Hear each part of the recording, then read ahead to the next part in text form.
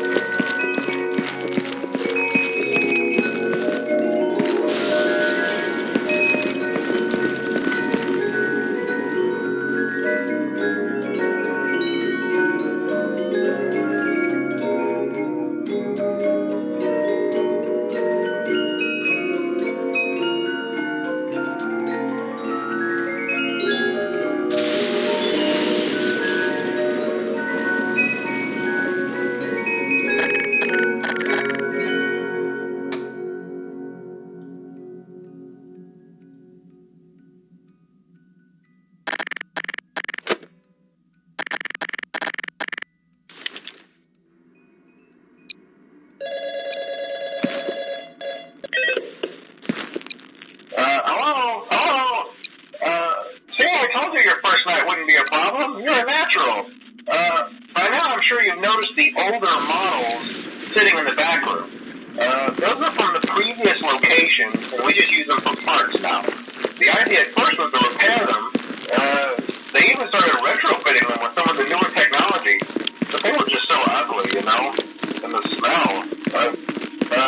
So the company decided to just go in a whole new direction and make them super kid-friendly.